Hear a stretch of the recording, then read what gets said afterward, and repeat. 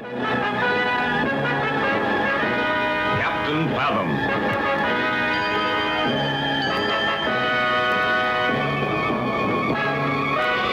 The Eye of the Mountain.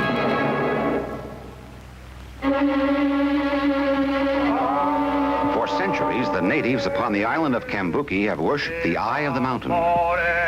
Sparkling, dazzling in a most mysterious way, the eye, according to legend, protects the Cambukian warriors who have died in battle. Every evening, just at sundown, the native Cambukians gather at the mountain, carrying torches to light their way and offer homage to the watching eye. Nipa no le agua souffle.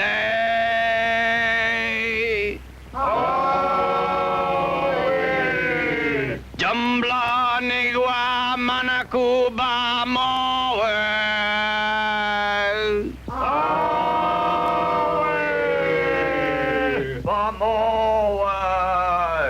Less than 1,000 miles out from the island, the mighty Argonaut moves silently through the night. Her skipper, Captain Fathom, stands watch. Getting sleepy, Ronnie?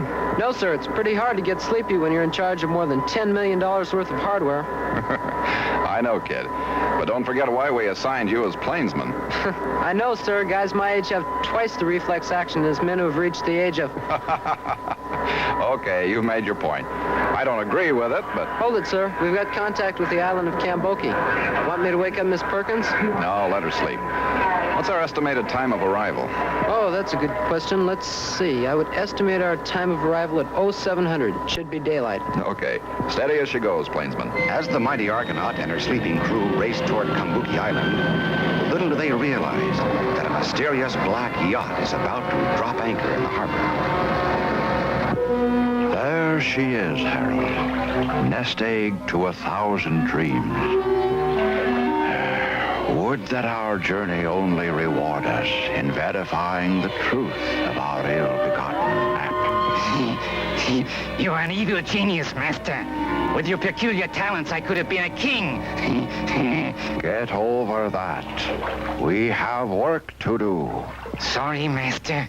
Now then, we know the natives of Cambuki Island are superstitious fools. We must play upon this in order to rescue the Cambukian diamond. To rescue the diamond. That is good, Master. You are beginning to lose control again, Harold. Is it necessary to give you another treatment? I shall control myself, Master. Please. Then prepare the shore boat. Let us get on with our mission. In the morning, we must meet with the chief of the Cambukians. At once, Master. To delay would be fatal. To delay would be fatal. Oh, whatever happened to the intelligent, loyal henchmen of the past? So the next morning, Harold and his master meet the chief of Cambuki Island. And we greet you, Your Eminence, as ambassadors of the Sun God, who sends his greetings. One more time from top, Lightface. You saw this hurricane and... I barely said that, not wishing to see your island washed to sea in the approaching hurricane, we stopped it. That's right, Your Highness. We saw this mighty storm about to destroy the island, and my master here waved his hand and stopped it. Utterly amazing. It was not an easy task, even for us, the most experienced ambassadors of the Sun God. I should think not. What you have done make a witch doctor look like an apprentice intern. An apprentice intern, Your Highness? Highness, another messenger from the Sun God must be arriving. Look. It's one of those days. As the Argonaut reaches the island of Cambuki, the master, first ambassador of the Sun God, says, Captain Fathom, he cannot upset my plans. I must do away with him. Quick, Harold, into the jungle. What will happen to Captain Fathom and his crew? Before the island of Cambuki, Captain Fathom says, Okay, we're here, gang. Stand by to go ashore. At once, Skipper. Weapons? Security 1, Scotty. Small package. He's kidding, of course. Does he know know where we are. When the skipper says weapons security package 1, I give him weapons security package 1, Miss Perkins. Just the same, you don't mind if I bring my slingshot? Well, the skipper didn't say not to, but keep it hidden, lad. And I'm taking a hat pin. You never know. Welcome to Kambuki, your representative of Sun God. Well, we represent the United States Navy, Chief. Sun gods are sort of beyond our jurisdiction. A common denominator at best. Say again. Never mind. Prepare for luau! Prepare for the luau. That's a feast, isn't it? They wouldn't eat us, would they? Stay on guard, Perkins. I don't like this. He's a little too friendly. Any questions, Scotty? Great day in the morning. Maybe we'd better get back to the Argo. No, not without fresh water. Do not be alarmed, my friends. We would merely like to welcome you and our other guests to the island of Kambuki. Did you say other guests? At your service, my dear Captain Fathom. Unfortunately, there is no room at the table for you and your friends. Hey, how about that? You guys gonna stage a fight for us? As the ambassadors of the Sun God, we were here first. You must give me your word, Captain Fathom, that if we give you your freedom, you will leave with no trouble. Oh, now, wait a minute. Ambassadors of the Sun God? Why, that's the biggest... Stroke of luck to hit this island since Princess Coolihau won the Seven Seas Beauty Contest. She's my daughter. We should destroy them, Master, before they ruin everything. Shoot them! Shoot them! Harold. Sorry, Master. Well, Captain, what is your answer? Will you and your crew leave peacefully, or... Look, fella, I don't know what your game is, but we came here to get fresh water and supplies, and by Davy, we're going to stay until we get them. Good for you, Captain. Then let's shoot them! They won't be reasonable, so let's shoot them! You are beginning to slip, Harold. Control yourself. But, Master! Enough of this nonsense. Look, Your Highness. The princess! My daughter! I don't understand, Mr. Ambassador from the Sun God. Why have you captured Princess Coolihau? What does this mean? You have until sunrise tomorrow morning to deliver to me the eye of the mountain. If not... What? But even wholesale? That diamond is worth millions. It's the only way I can control my people. Without it, these guys would again become primitive barbarians. We all have our little problems, Chief. You have until sunrise tomorrow morning. Harold, take the girl to the ship. A stroke of genius, Master. You leave him no choice. The ship, Harold. Get the princess to the ship. At once, Master. My father, I am their prisoner. Hey, you're really serious about this, huh? You have until sunrise. Remember. Well, what can Captain Fathom and his crew do to help the Kambukians? Capturing the daughter of the chief, the master and his aide had returned to their yacht. Aboard, the princess says, You are out of ever-loving heads. You cannot steal Diamond. You cannot steal me either. The answer to that will be determined before morning, my dear. Now, I suggest you retire. I shall let you know when your father comes aboard. Master, they are having a ceremony on the mountain. If I had to give up a diamond worth millions, I too should have a ceremony, Harold. Ha, ha, ha, ha. And on the island, the Kambukians are indeed having a ceremony. A feast to honor their guest. This is great. Boy, what a feast. I hope so. If these Cambodians find out that their chief intends to steal the diamond and give it to those thieves, well... That'd be another feast. And guess who'll be the main course? I just wonder what Captain Fathom's up to. He didn't let me in on it. Me either. The skipper just said to enjoy ourselves and he'd be back later. And back aboard the Argonaut, Captain Fathom says to the chief, I just can't understand you, Chief. You speak as though you understood today's world, and yet to worship a diamond and think these thieves ambassadors of a sun god. Well, during Second World War, a group of GIs shipwrecked and landed on Kambuki. We thought they were missionaries. So, we learned their language. They helped us avoid those that would conquer our island. What a riot that was. I see. Well, Well, hook up your scuba suit and see if we can't pay a little surprise visit to our friends aboard the yacht out there. After you, Captain. As Captain Fathom and the chief of the Cambukians swim toward the master's yacht, little do they realize what's in store for them. You're right, Master. Here they come. It's Fathom and the Cambukian chief. And now's the time, Harold. Drop the raw liver overboard. I don't understand, Master. Why do we waste liver? Drop the liver, Harold. But this could be our supper, aye? Get ready for a treatment, Harold. You're beginning to wander again. Look, Master, it is done. Excellent, my boy. You see, the raw liver will attract a few sharks. But, Master... And next to raw liver, sharks love raw human beings, Harold. Now do you understand, my lad? How clever you are, Master. You can stop that any time now, Harold. Sorry, Master. Now watch the fun and behave yourself. Stop trying to aggravate me. The raw liver does indeed attract several large and ferocious sharks. As they swim up to the food, they suddenly notice two dark figures slowly swimming toward the yacht above.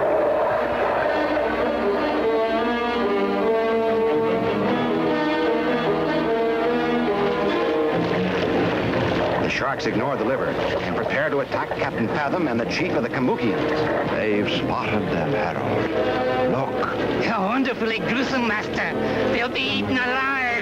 Great Caesar's ghosts. Sharks. I'll take the fish on the left, Captain. You handle the one on the right. And for all, the master has thrown raw liver overboard to attract the sharks to Captain Fathom and his friend. They watch in horror as the sharks get ever closer.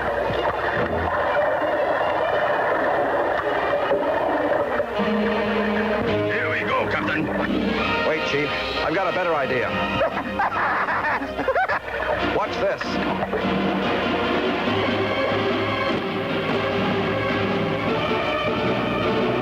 When the bright light hits the two sharks, they become frightened. I see it, but I don't believe it. Master, look. They've escaped the sharks. They're inhuman. Quiet, you fool. I'm prepared for this. You'll both put your hands above your heads. We have you covered. I suggest you surrender. And might I suggest that you drop those insignificant weapons before I find it necessary to destroy you both. Lights, please. Good. Now what, my dear Captain? What shall we do, Captain? We have the guns. We can... Hold it, Chief. Look, up there on the bridge. Holy cats. They got my daughter and a machine gun. These babies mean business. I guess we do what he says. Right. Okay, you win this round. Now what? Both of you return to the island and get that diamond. Oh, and Captain. Yeah? If you're thinking you will return to the Argonaut, please do not be so foolish. If you do, we shall be forced to cannonade your submarine to the bottom of the briny. I get the message. Come on, Chief. If you harm my daughter, I shall... Return with the diamond and she will be freed, Your Highness. But if you should fail... Don't worry. We'll be back. With the diamond. With a diamond, you... Come on, Chief. Back to the island. Meanwhile, back on the island of Cambuki, Scotty says... There they are. And they don't have the princess with them either. What happened? Couldn't you find her? He's tricky, gang. He had a couple of extra friends. They surprised us. Sharks with teeth this big. Now what do we do, Captain? Well, they hold all the right cards for the moment. We don't dare try to surprise them again. Not being able to board the Argo for weapons. Hey, we have no choice. We have to give them the diamond. My daughter's life is at stake. Well, maybe once they've got the diamond, they'll put to sea. If they don't wreck the Argo, we'll be able to catch up to them. And blast them right out of the ocean, eh, Skipper? Follow me. But make sure none of my people see us, Captain. There's no telling what they would do if they knew I was about to give away the eye of the mountain. Scotty, you, Perkins, and Ronnie go back to the luau. It'd look pretty suspicious if we all disappeared at once. We get you, Skipper. Sorry, Without our arsenal, my hands are tied. I know, Scotty. Maybe later. Good luck, Captain. As Captain Fathom and his friends slowly make their way to the top of the mountain, back aboard the master's yacht, Harold says, And she was trying to dive overboard when I caught her, Master. Shall I destroy her? You must get over that, Harold. I shall not tell you again. Sorry, Master. You cannot hold me prisoner. My father will shrink heads for this. Ah, a splendid idea. And if you wish to keep your head, my dear, I should suggest you not try to escape again. My patience runs thin. If she tries to escape, she will lose her head. I told you about that, Harold. Now look at this. No, Master, not that. Look, Harold. What do you see? Who is it, Harold? Who is it, Harold? I can't stand it! That face! Oh, no! Princess Cooleyhow does not understand. Harold cannot look at his own face. It drives him literally batty. It's my only control over him. Without this mirror, there's no telling what he'd do to me. Ambassador of Sun God, very strange. Harold! Harold! Come back, boy! Come back, boy! are enjoying a feast with the Cambukian natives, Captain Fathom and the chief make their way to the top of the mountain, where the chief says, There it is, Captain. The Eye of the Mountain. Mysterious protector of all Cambukians. Man, that is some eye. Just look at the size of that diamond. It grieves me to do this to my people. But give me a hand. We must save my daughter. Can I be of help? I'm sorry, Captain, but I just had to follow. Well, then take one of the torches and lead us back down the mountain, huh? Yes, Captain. What the? Huh? What is it, Liz? Why, that diamond, it's a phony. It's made of glass. Glass? That's impossible! No, Miss Perkins would know, Chief. She's an authority on precious stones. It's glass, all right. There's no doubt about it. And that ambassador of a sun god would know it. My poor daughter is doomed. No, maybe not, Chief. Look at this. So? You hold a piece of rock? Not just a rock. This is lava rock. I don't understand. Well, this mountain was apparently once a volcano. Yeah, I think my idea will work. You're going to blow the whole island to bits, right? Hardly, Miss Perkins. Now, here's what I want you to do.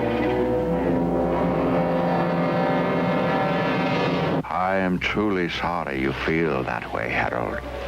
But if you would just learn to control yourself, there would be no need to frighten you with the mirror. I should try, Master, but that awful reflection, I can't stand it. It's horrible. Look, Harold, they are signaling us from shore. Hey there, you're on the Black Yacht. We've been sent to warn you. We've all got to leave this island at once. Right, that volcano's about to explode. And what manner of trick is this? Look, Master, they are right. And indeed, the volcano looks as though it's about to erupt. Quick, Harold, prepare to leave. We must not take chances. But what about the princess, Master? Throw her overboard. At once, do you hear? At once, Master. And within the volcano, Captain Fathom and the chief discuss the situation. You think this will work, Captain? We'll find out in a few moments, Chief. Oh, watch it. The oil's hit the fire. Quick, we get out of here. And back aboard the master's yacht, Start all engines. Set a course for Jamaica. At once, Master. The crew is ready. Hurry, the volcano is about to explode. Harold, did you get rid of the princess? She's overboard, Master. See? She reached shore already. Then head this boat to sea. We are doing our best, Master. Stop pushing me. Don't talk back to me, Harold. You monster, you. You are always ordering and shouting. and on the island, It worked, Chief. That's your daughter there, near that small palm tree. You are a genius, Captain. How can we ever repay you? Just water and a few supplies, Chief. That's all we need. But still, a few ounces of gold maybe, or... Nope, nothing. You know what you can do for me, Chief? Tell me how you're going to explain to your people about that phony diamond. Captain, look at this. What is it, Liz? I've never seen so many diamonds in my life. There are literally thousands of them. Great Scott! Are you sure? See for yourself. These are perfect blue-white diamonds. They're worth a king's ransom, if I'm any judge. Unbelievable. Chief, you've got the most expensive piece of real estate in the whole Pacific Ocean. A mountain full of diamonds. Truly a miracle. You must take some with you. It's the least I can do. You won't take no for an answer, will you? Well, maybe one for Miss Perkins here, huh? Why, thank you, Captain. And later, as the mighty Argonaut again travels the sea. And when Liz discovered the diamonds, the loss of the eye didn't seem so important to the Cambukians. Great day in the morning. But won't that master fella and his assistant be back? I thought of that, but... Well, tell him, Liz. Right. Here, Scotty. Catch. It busted. It was glass. Just like the eye of the mountain. Apparently, the base of the volcano is composed of sand and silicon. The heat, when it was active, turned the elements to glass rocks. And if that master guy returns and tells the natives their diamonds are made of glass... And the chief will then ask him to change the glass back to diamonds. And if he can't do it? Now, really, Scotty, are you implying that the ambassador of the sun god can't turn glass into diamonds? That could make the natives very restless.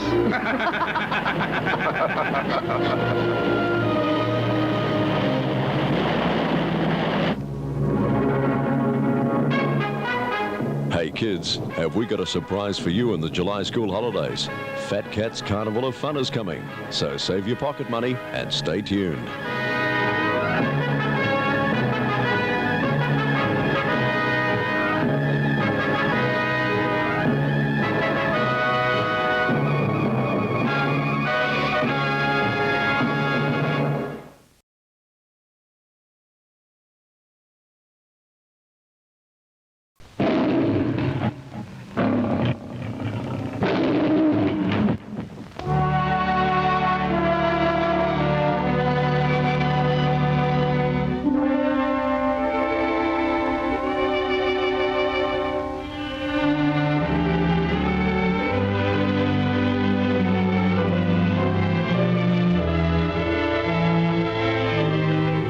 Picturesquely situated on the Pacific coast of Mexico lies the colorful little seaport of Mazatlan, owing its importance chiefly to the fact that it is a gateway to Mexico and a convenient harbor for ships plying between California, South America, and New York.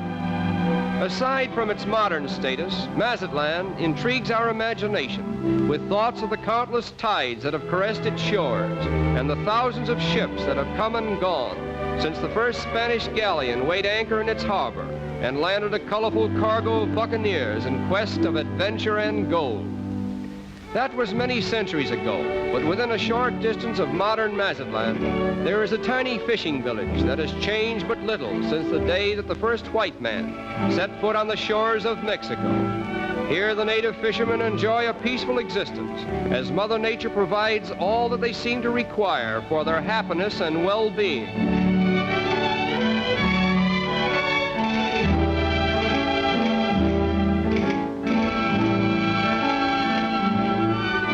The coconut palm, which grows in picturesque profusion in the vicinity of Mazatlan, is the most benevolent tree in the life of man, for it gives beauty, shade, food, and drink without care or attention from him who receives them.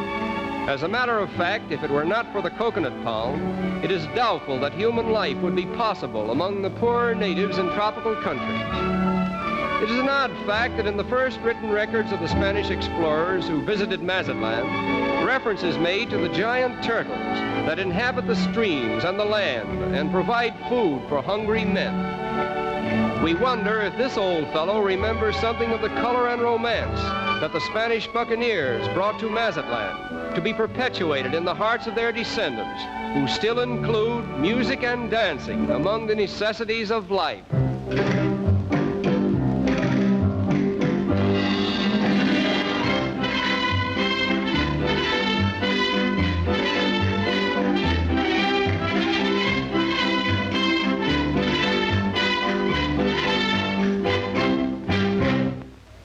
Following Keeping in the path of the Spanish buccaneers, we come to the native village of Toluca, where we are afforded an opportunity of seeing something of the rural life of Mexico on a typical market day.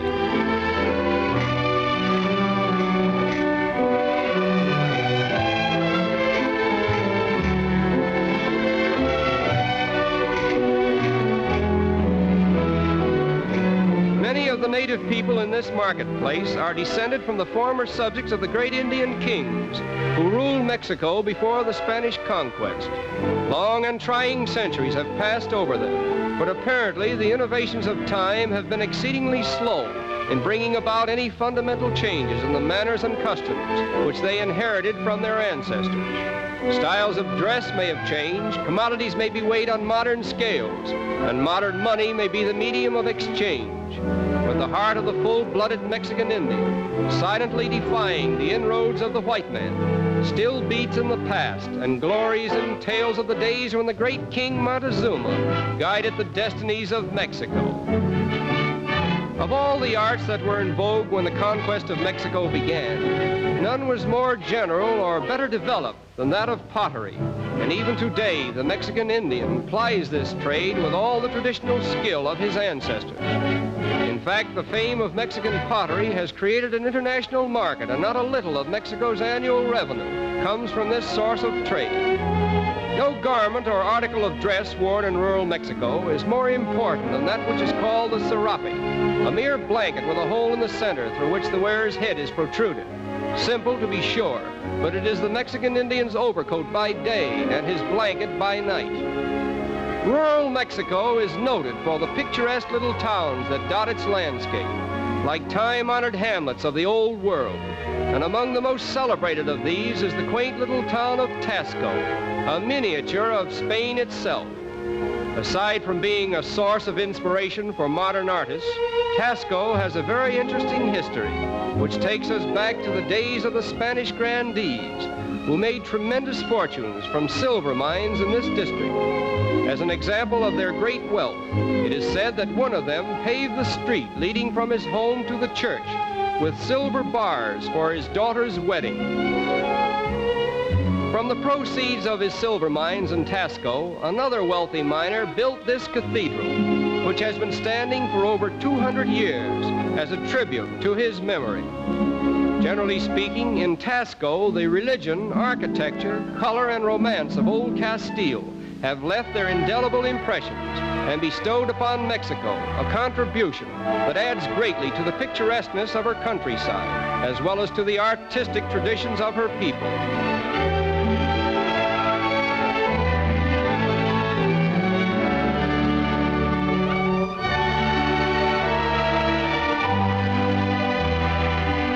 Fortunate is the Mexican village that has a plentiful supply of water, for scarcity of water is one of rural Mexico's greatest problems, and this may account for the importance of the pulque industry, which has its source in the desert-growing maguey plant.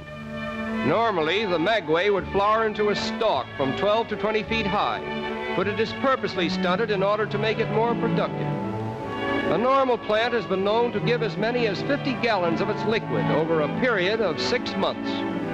If pulque is drunk in its natural state, fresh from the plant, it is regarded as a wholesome beverage, but after it is fermented and allowed to stand, it becomes one of the world's most abominable drinks. The better-class Mexicans regard fermented pulque and its attending evils as a curse to their country, and organized effort is now enforced to curtail, if not to destroy, the pulque industry. The pyramids of Mexico are without question the most noteworthy of all the relics that remain in tribute to the ancient Toltec Indians, who are credited with having built them centuries before the coming of the white man. This one is called the Pyramid of the Moon, and it has yet to be uncovered and explored. But a few hundred yards away may be seen the Pyramid of the Sun, which, after having had its topsoil removed, reveals a perfectly preserved pyramid, one of the wonders of the Western world. Unlike the Egyptians, who built their pyramids as tombs for their kings, The Toltecs built them as altars of worship to perpetuate the memory of their gods and to fill the hearts of the people with an awe-inspiring sense of power and permanence. Even today, the pyramids of Mexico are as awe-inspiring as they were in the days when devout Indian worshippers prayed upon their terraces, never dreaming that a time would come when their gods would fall before the onslaught of another race, and their altars of worship would be no more than an epitaph to their memory. And it is with this thought that we say farewell to Mexico.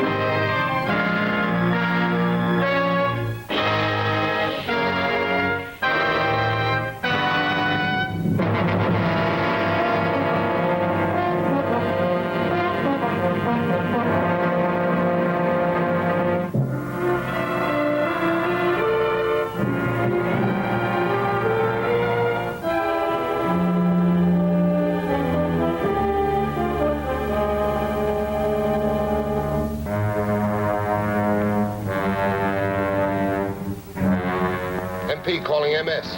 Calling MS. Come in, MP. The masked marvel got away. The bag they left is full of blank paper. He tricked us again. Yes. At least we can learn his identity now. Go upstairs, call in those investigators. Only 3 of them can be there. And the missing one is the masked marvel.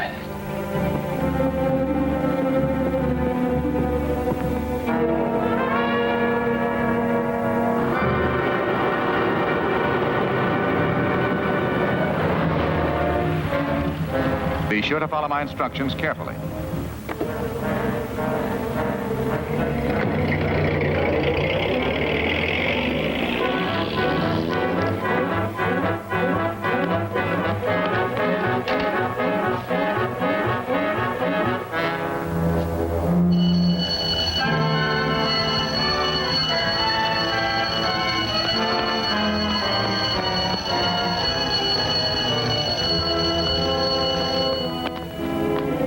What happened? Well, I've just received some important information. Where are the others? What? Where are Jim and Frank? Frank's just coming in. What's up? Where's Jim? I haven't seen him. So, Jim Arnold is the masked marvel. I was away out back when the bell rang. What's wrong? I just received a message, a telephone message from Sakima, saying that the masked marvel had escaped with the diamonds and left a satchel full of blank paper. Sakima may be lying. Hello? Oh, hello, Alice. Good, I'll tell her. Bye. Alice got home safely with the diamonds and the money. Now we can go back to our post. I'll feel safer if you do stand guard until morning. Sure, we'll stay on the job.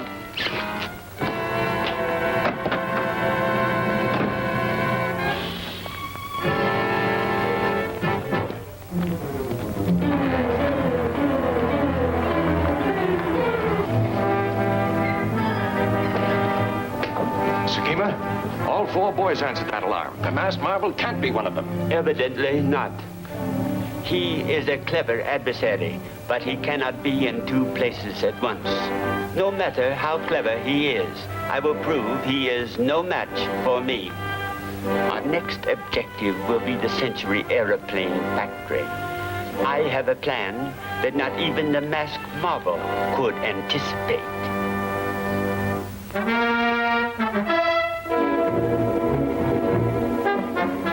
Diamonds were safely delivered to the tool company this afternoon. Alice must have called us here for further developments. Quite right, Bob. I have a message from the masked marvel.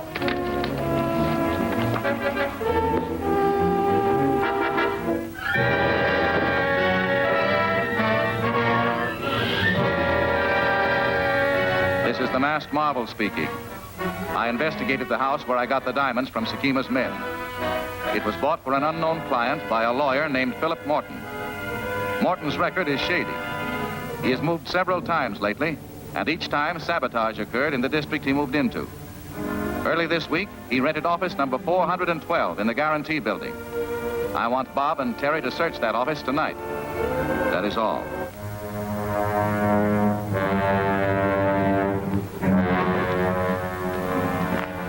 You the watchman? Yes, sir. We're investigators. Want to search Mr. Morton's office. Mr. Morton just went to his office with 2 clients. They're the only ones in the building. I'll take you up. No, thanks. We'll walk up. Oh, I understand. Room 412.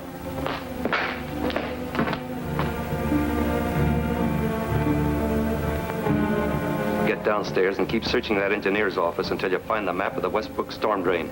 This is our 3rd night. We ought to get it this time. You'd better. Sekima's got to have it.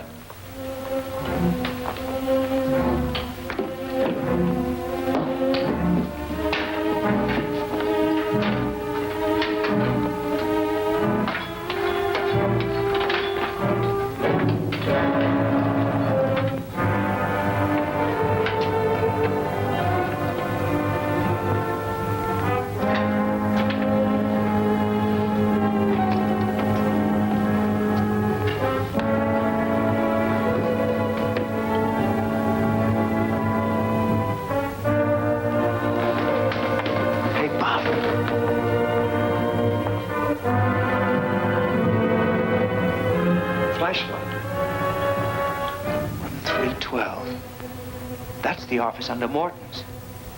Maybe this explains why he moves into different buildings. The engineer's office could have information that Sekima could use. That's right.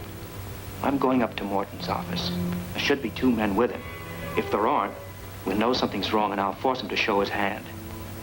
If the phone rings in 312, get set for action.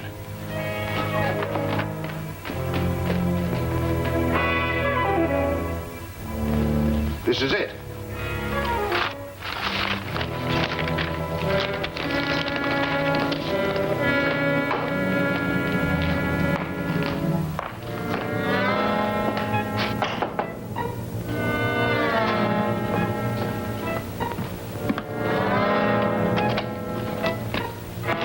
Morton? Yes? I'm an investigator. I think there's some prowlers in 312. Prowlers? Yes, I saw a flashlight in there. Would you call the watchman? Why, certainly. Come in.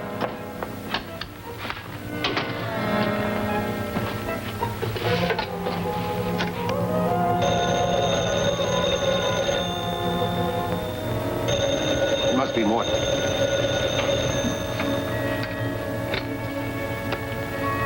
Hello? There's an investigator here. He thinks there are prowlers in 312. I get it. Keep him busy till I get there. Yes. You'd better take a look. There's an investigator upstairs. I'll go up the fire escape, you go up the stairs, we'll catch him between us.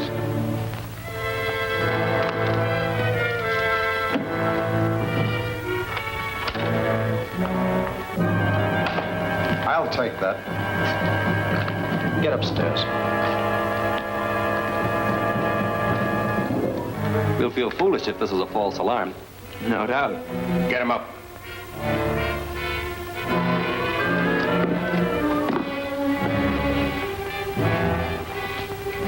Hart's in the hall. Let him in.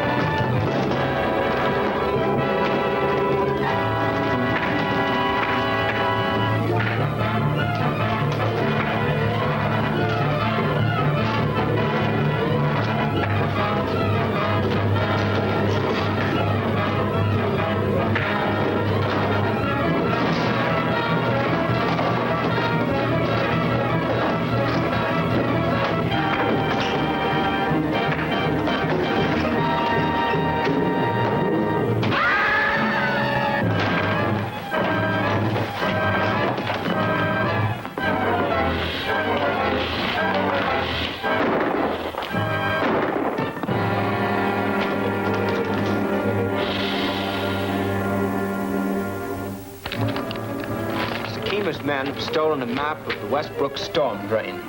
Here's a duplicate of it. Our biggest defense plants are in this area. Exactly, and this could mean sabotage.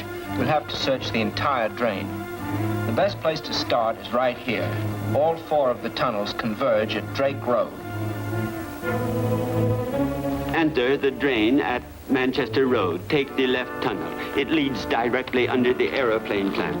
The new bomb you are to use is small and easily handled, but powerful enough to completely destroy the objective. Work fast. We must strike before the masked marvel and his men get on our trail. Yes.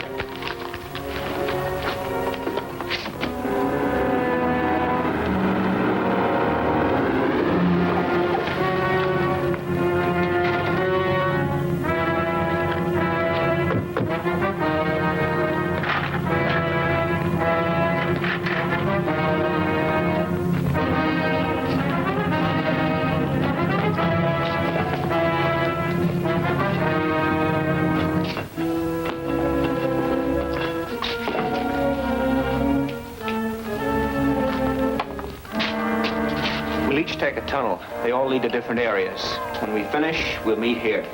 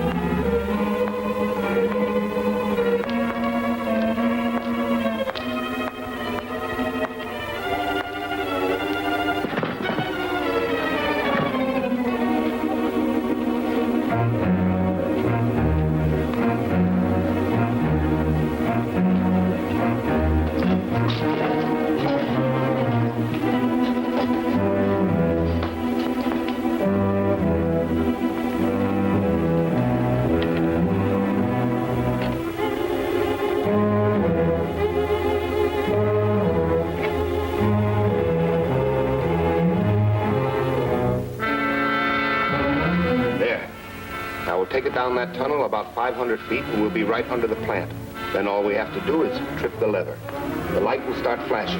When it builds up enough, the hand will start moving around to the firing point. Someone's coming. Whoever it is, he's alone.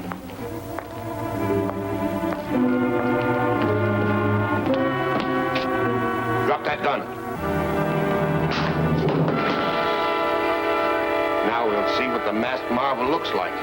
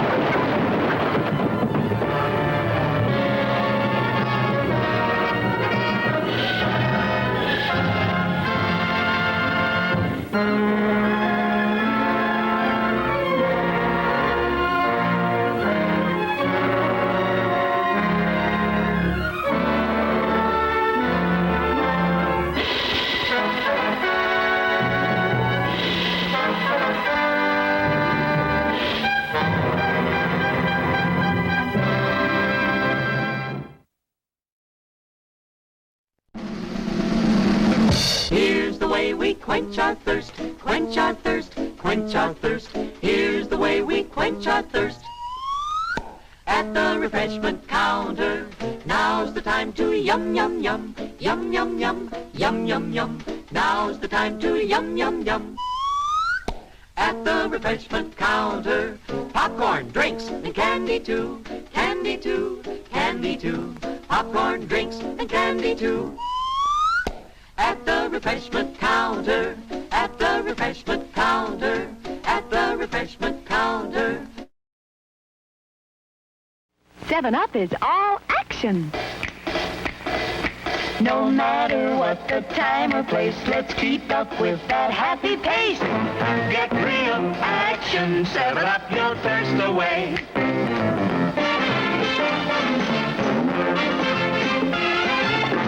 Get real action, 7-Up your thirst away. Say let's drink all of it with 7-Up. Let's make a ball of it with 7-Up. Any thirst you can get, 7-Up can quench quickly, completely. It restarts the natural moisture in your mouth. 7-Up is all action. With 7-Up, you'll quench your thirst. With 7-Up, you'll quench it first. Get real action, 7-Up, 7-Up, 7-Up your thirst away. Hungry? Then here's a flavor hit.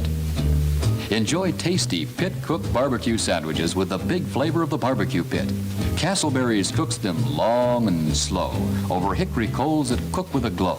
Then zesty barbecue sauce is added to these lean cuts of meat to make your Castleberries pit-cooked barbecue sandwiches the tastiest kind of treat. They're delicious with French fries and your favorite soft drinks.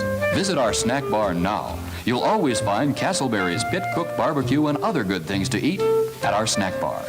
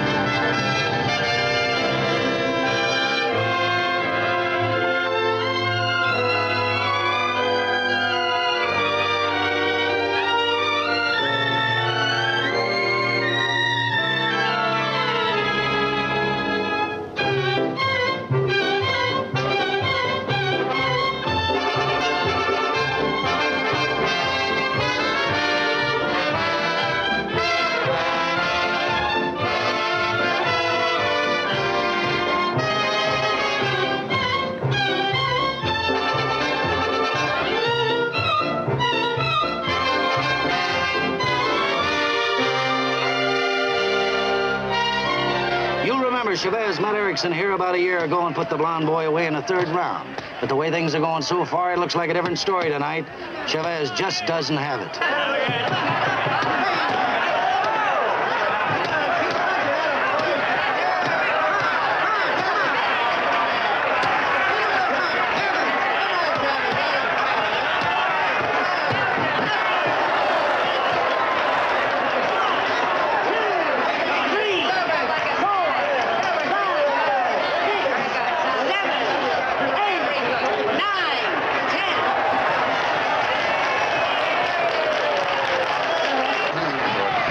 Double-crosser. Make $20 on him. Get some more cream? You bet. Hey, Chavez. Well, hello, Mr. Cooper. Hiya, kid. Sit down. Give the chap a cup of coffee, will you, Tony? Please, make mine bourbon if you don't mind. Your funeral. Whiskey? You know, it's a good thing you're not training for a fight. Since when am I a fighter? What do you mean? You're a good fighter. Didn't you KO Erickson tonight? See, I did. Exactly what did happen tonight? You know, in the early rounds, you didn't exactly have that old zip. When's your next fight? Quien sabe? Maybe I'll never fight again. Maybe I'll just retire. Retire? Sure. Get lost like Joe Kelly did. It's better for my health. What's Joe Kelly got to do with it?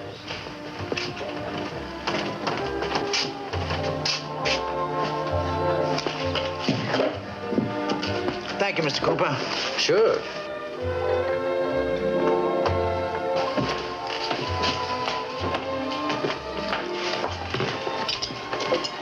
What are you having tonight? Whiskey. Right.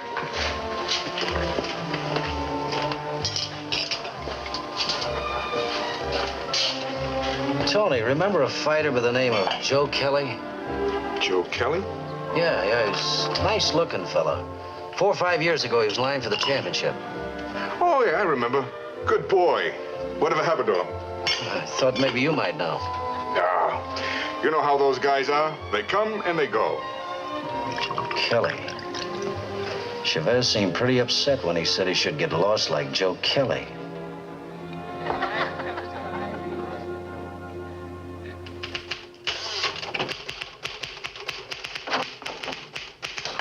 Ken, you got a picture of Louis Chavez? Louis Chavez?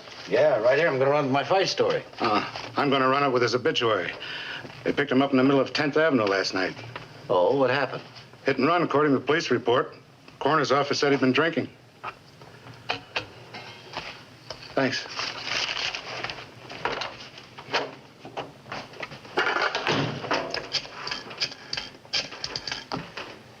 Ken Cooper. Say, see what you can dig up on a fighter by the name of Joe Kelly. Quit the ring about 5 years ago. Yeah, I want to locate him. Thanks.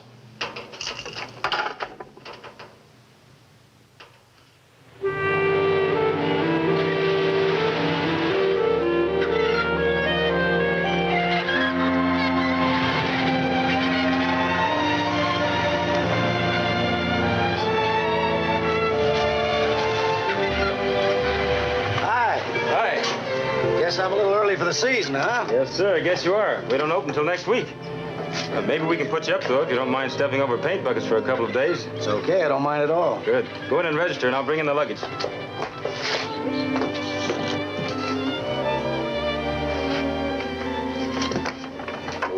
Well. Hey. You know, you look just like Ken Cooper. Sports writer I used to know. You look like Joe Kelly. It's been a long time, Joe. You look great. Hey, what are you doing up here? I live here. We own this place. Been here 4 or 5 years now. No kidding. Sure. You married? No. Just me and a kid brother. This is Tommy. Ken Cooper. Hello, Tommy. Nice to see you. Glad to know you, Mr. Cooper. Say, you know, it's very funny, Joe. I was talking about you the other day and wondered whatever happened to you. You're really through with the fight racket, huh? That's right. Hey, come on. I'll show you the rest of the place, huh? Sure. Come on. See you, Tommy.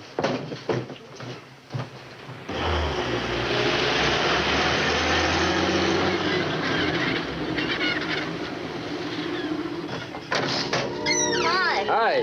There's your paint. Special delivery. You didn't need to bring it. I was coming into town. Oh, I want to get away from the store. Seems like all I do is weigh nails and measure barbed wire. Look at my hand. What's the matter with them? What's the matter with them? They're all cut up. Look. Now, how is that going to look tonight? In a formal? With your face sticking out, who's going to be looking at your hands? Oh. What time do you want me to pick you up? And do you want a gardenia corsage or a hamburger after the dance? Well, can I have both? Don't be greedy. I think I'll take the corsage. Maybe somebody will invite us for a hamburger. Okay. See you at 8. Okay.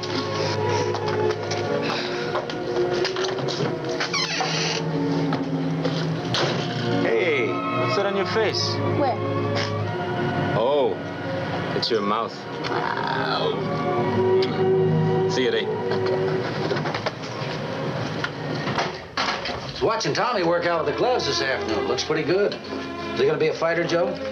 Not if I can help it.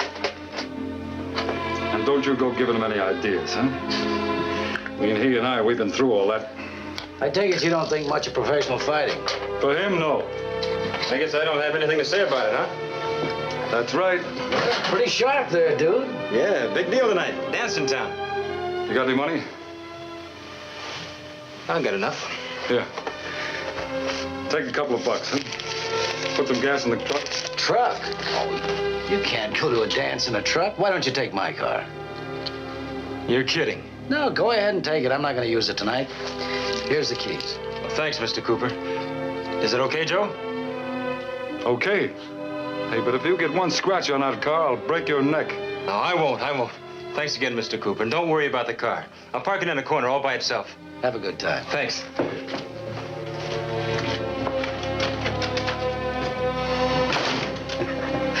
With that cute little gal sitting next to him, I'll bet he will.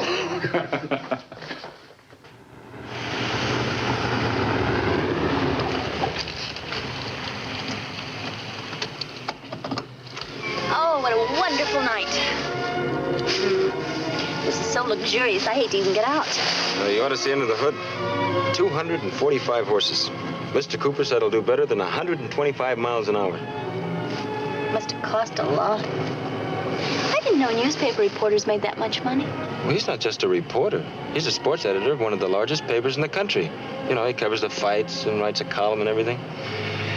Yeah, he knows everybody in the fight racket from the champ right on down. You know, I've always wondered why you never became a fighter. Professionally, I mean. You know, you hear about all the money they make and the glamour and everything. And you are good. Well, I don't know. Joe's kind of sour on it. You know, I was all steamed up for a career, but every time I mention it, Joe gets sore. Well, you have to think of yourself, Tommy. You know, I bet Mr. Cooper could be a big help in getting you started. With somebody like that behind you, you know, giving you a shove. Yeah, I guess he could, all right. Was that all you have to say? Honestly, Tommy, sometimes I think you don't have any ambition at all. Here's your one chance to be a big success, and, well, you're just not even interested. Well, I am interested, but I just can't leave Joe when he needs me. Joe, it's always Joe. What is he anyway? Your mother and father and brother and everything else all combined? Does he have to tell you everything to do? Well, you can't stay tied to his apron strings all your life. I'm not tied to anybody's apron strings, and I don't need anyone to tell me how to run my life. Well, pardon me. Oh, Carol, I didn't mean that. Never mind. You don't have to explain to me. Let's just forget the whole thing. Okay. That's the way you feel about it? I mean, what right do I have to tell you what to do with your life?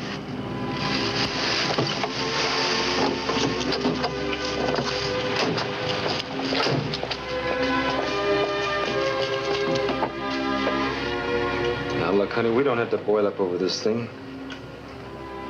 It's kind of silly to quarrel, isn't it? I'm certainly not quarreling. Isn't it that much importance? Will I see you tomorrow night? I'm afraid not. Busy tomorrow night. And the next night, too, I suppose. And the next night, too. Okay. This is a brush off. Goodbye.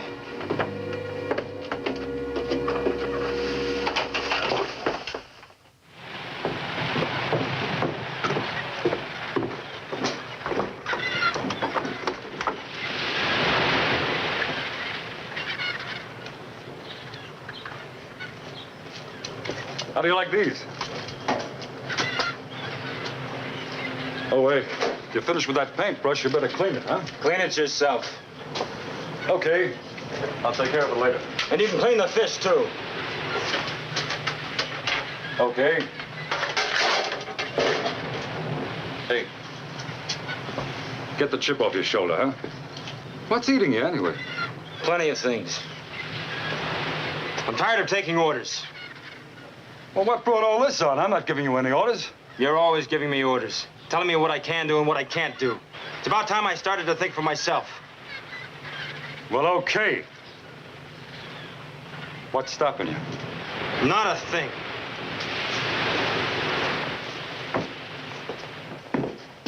Wait a minute, kid. Hey, what's all this leading up to? The boxing business again? All right, what if it is? Well, you just better forget about it. That's out. Is it? Mr. Cooper, if you're going back to the city tomorrow, would you mind giving me a lift? Why, well, sure, Tommy. Look, you're not going anywhere. That's what you think. Try and stop me. I'll stop you.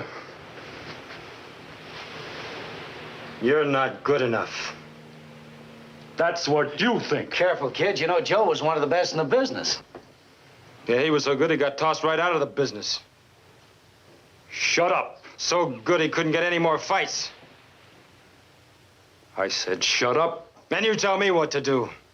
Well, I don't think you've ever had it.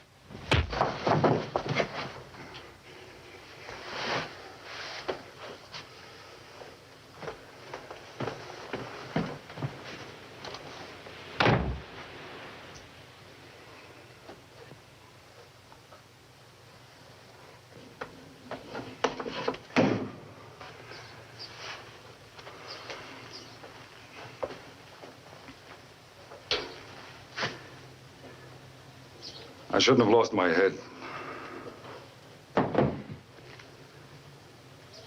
You know, that's the first time I ever hit him. It's none of my business, Joe, but you think maybe you're keeping too tight a rein on him? Look, is it so cockeyed that I want to keep him out of a lousy racket?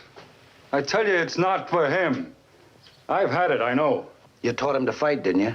I taught him to box. Every kid should know how to take care of himself. That doesn't mean he has to make a career of it. Well, I think he's pretty determined, Joe. I think he's made up his mind.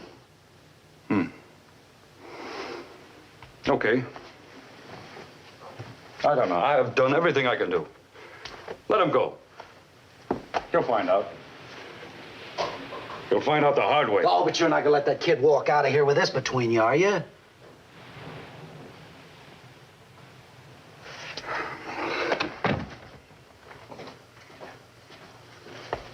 Hey, kid.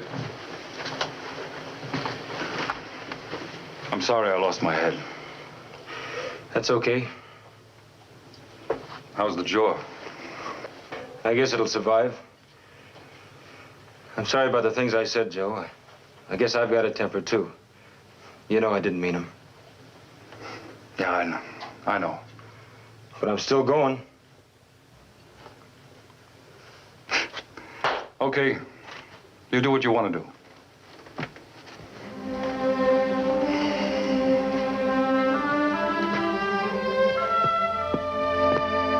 Hiya, Tommy. Hi, Ken. Thought I'd drop over and say goodbye to Carol.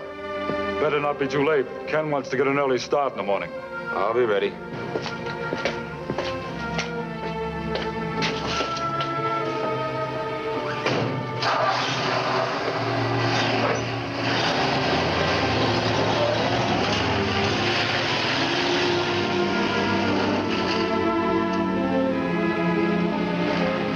This is great, Joe.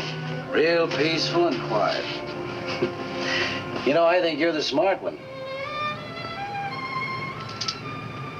Ken, I wonder if you could, well, kind of keep an eye on the kid. Maybe help him find the right kind of manager. Sure, I'll do anything I can. You know that, Joe. Thanks. There's just one other thing. Yeah? You know he'll listen to you when he won't listen to me. I want you to make him understand that before he starts fighting, he's got to change his name.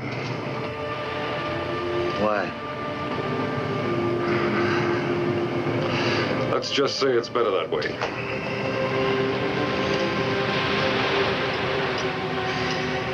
You know, Joe, I lied to you when I said I came up here to go fishing. I know that. A fisherman usually brings something to fish with. What is it you really want? The story? A few days ago, a young fighter by the name of Chavez was killed. The police report called it a traffic accident. He'd been drinking. I read about it. Well, I believe it was murder, Joe.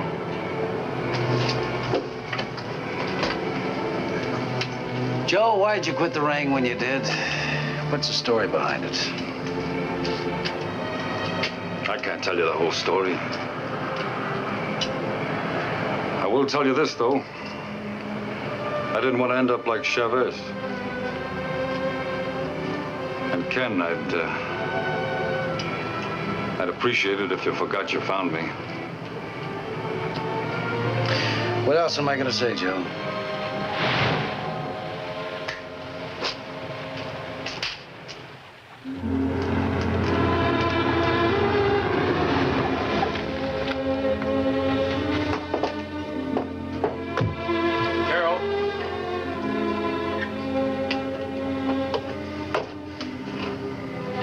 Nothing to say to you. Okay. I haven't anything to say to you either. Except I would like my pin back before I leave town. Well, you certainly may. What do you mean, leave town? I'm leaving tomorrow morning with Mr. Cooper. Well, I hope you have a very pleasant trip. You'll be gone for several days. This isn't a trip. I'm going to stay. Stay? What do you mean? Well, Mr. Cooper's going to get me a manager and get my career started. I'll be living in the city. Oh, well, I guess you would want your pennies back then. It's not exactly that I want it back. You said you didn't want any more dates with me, and under the circumstances, I didn't say that. Well, you certainly did. I asked you for a date tonight, and you said not tonight or any other night. What was I supposed to think? Well, I just didn't see any sense in our going out with each other if we were going to argue all the time. If you were going to misunderstand everything I say. When I was only thinking of the good of your future. I don't suppose I have any right to be concerned with your future, since I'm not really part of it.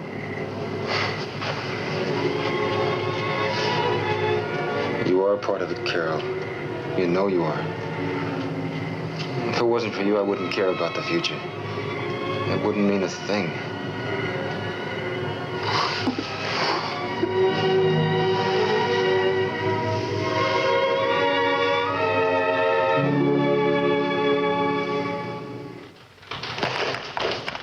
Double check. Hooker. Hi, Al. Hello, Ken. Knock it off. I want to talk. Al, this is the boy I was telling you about. Al Taylor, Tommy Patrick. Bad news, you say? Oh, it looks okay, but you can't tell nothing by looking. Go on in there and get some shoes and trunks. We'll see what you got. That's all, Mr. Taylor. Where'd the kid come from? Ran across him in a little town upstate. Never had a professional fight. I saw him work out. He's not bad. We'll see.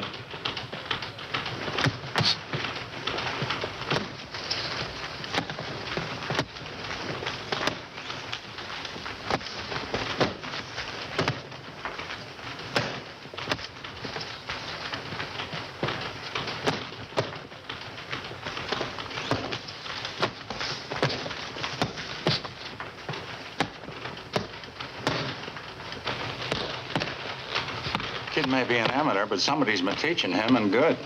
That's what I've been trying to tell you, Al.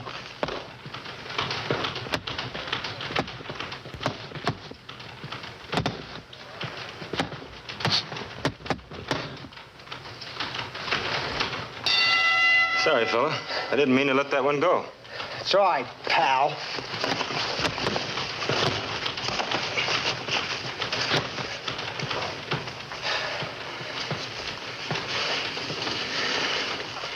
Well, how'd I do, Mr. Taylor? Not bad, son. Not bad at all. Better get a shower before you catch cold. Okay. Well, Al, it looks like you got yourself a new boy. What do you think of him? Well, to tell you the truth, there isn't much I can teach him. He's ready to go right now.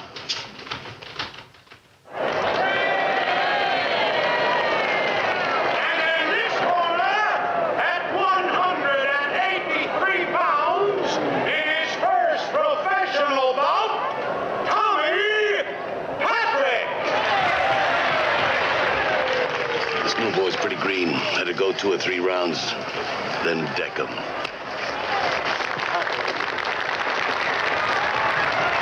Let's have a good fight. Watch your low punches. In case you're knocked down, the boy that scores you knockdown, walk to a far neutral corner and remain there until I call you in. Shake hands, now come out boxing.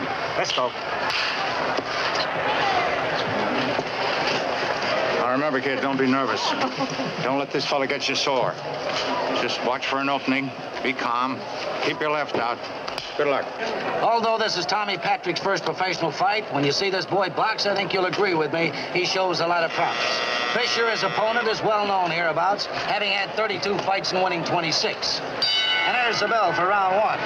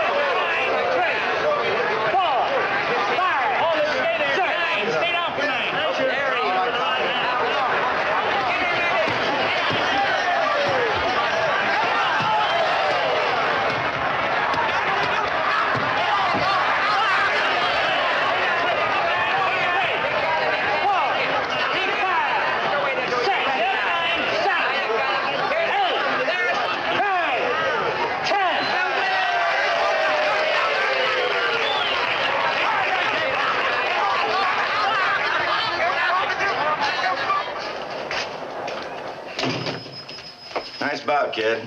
Your first pro fight, huh? Yes, sir. Oh, this is Mr. Maxwell. He arranges the bouts here. He owns the arena. No kidding. Glad to know you, Mr. Maxwell. How'd you like to fight Hannigan in the semifinals next Saturday? Oh, I don't know. Kids are starting out. Maybe I hadn't ought to rush him so fast. He'll get plenty of chances. Yeah, but a semifinal. What do you say, kid? All right, Tommy, if that's the way you want it. Drop into my office in a couple of days. I'll have the contract ready. Okay.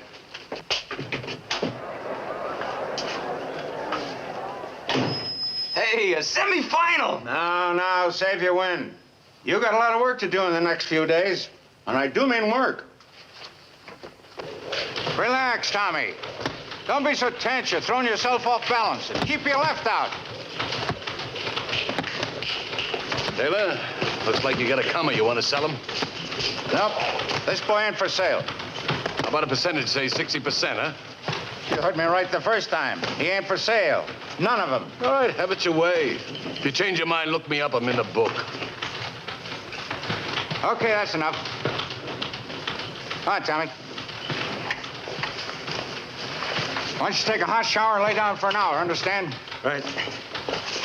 I'm going over to Maxwell's office to sign the contracts. See you over in Tony's place. Hi, Mr. Taylor.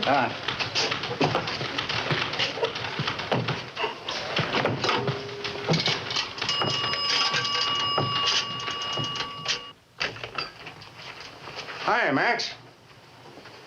My boy's contract ready? The fight's off, Al. What do you mean off? Scheduled for tonight, ain't it? I decided to get a boy that's better known. The Patrick kid isn't big enough. He isn't ready. Now, wait a minute. He's more ready than he was a week ago, and you thought he was so good? The boy's been working his heart out for this bout. Later, maybe. I got another boy. One of Ellis's boys, huh? Yeah. As a matter of fact, it is.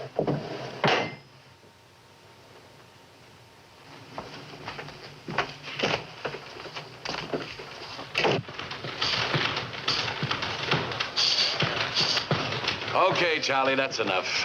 You better get some rest. You're fighting tonight, replacing that Patrick kid in the semifinal. Okay, thanks a lot, Mr. Ellis. Hey, pardon me. I'm Tommy Patrick. Did I hear you say something about replacing me? That's right. I'm afraid I don't get it. That bout's all set. My manager's over there signing the contracts right now. Oh, well, I guess they must have made a change. By the way, who's your manager? Taylor. Al Taylor. I guess that explains it. What do you mean? Oh, nothing at all. Oh, Al's a nice guy. He handles a few preliminary boys. But you know, kid, I saw you fight the other night. You got the makings of a great fighter. Now, if you want to go someplace, you got to be with a manager that can take you there. Not that Al isn't a nice guy personally. Don't get me wrong. You're Mr. Ellis, aren't you? Yeah, that's right. I'm sorry you didn't talk to me before you signed up with him. Good luck, kid. Hey, wait a minute. What if I could get away from Mr. Taylor? Oh, wait a minute. I can't talk to you while you're tied up with him. But if you want to make a change, that's another story. Look me up. I'm interested. I'm in the book.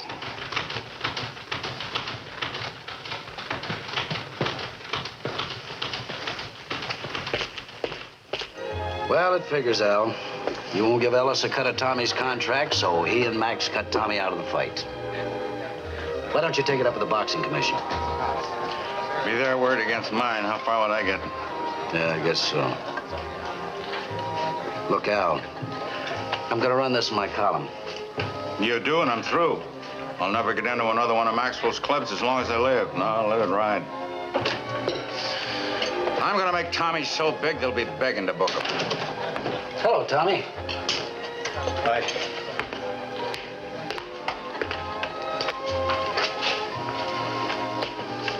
Fight's off, son. Yeah, I heard. No? Well, it's better that way. Max and me had a little talk. We don't think you've had enough experience to meet a guy like Hannigan. You ain't ready. I am ready. I'll be the best judge of that. Don't I have anything to say about it? Nothing. Sorry, kid, but that's the way it is. You'll just have to like it. But I could have had that fight tonight. It was all set. Now, wait a minute, Tommy. Al's only trying to do what's best for you. I appreciate that. But I still think I should have had that fight. You trying to tell me how to run my end of the business? You just do the fighting. I will, but when? Whenever I tell you. Unless, of course, you're unhappy the way I'm handling you. Well, I'm not exactly happy. You trying to tell me you want out of the deal? It's not that I don't think you're a swell guy personally, Mr. Taylor. It's just, well, maybe if I had somebody else. Well, we could work out some kind of a settlement, you know, for the work you've done. You're not that important. You want your release? You got it. Come to my office tomorrow. I'll give you your contract in little pieces. Well, I hope you know what you're doing, Tommy.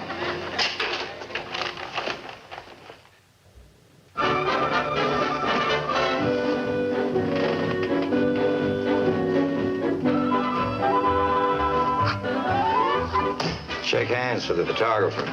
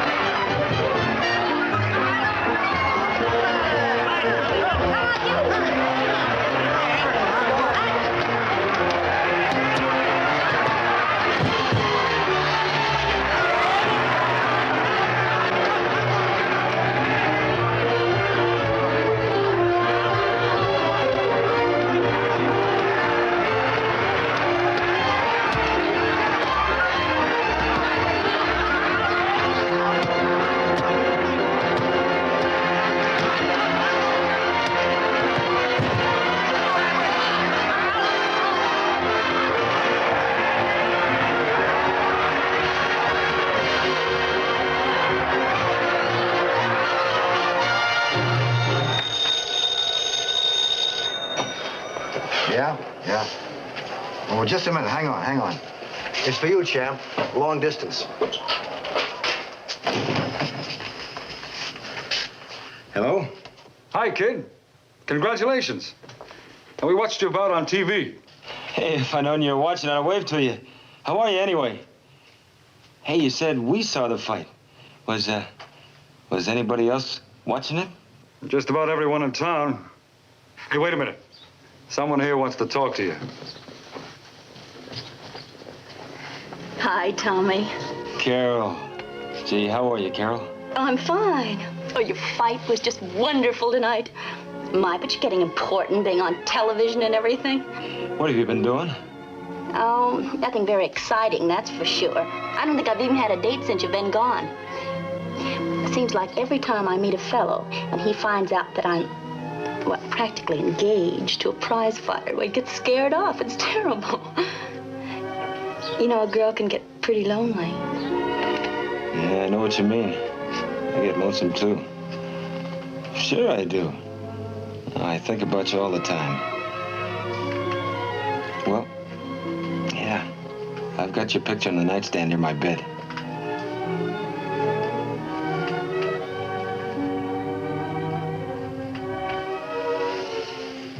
Sure I do. Well, you know I do. Well, I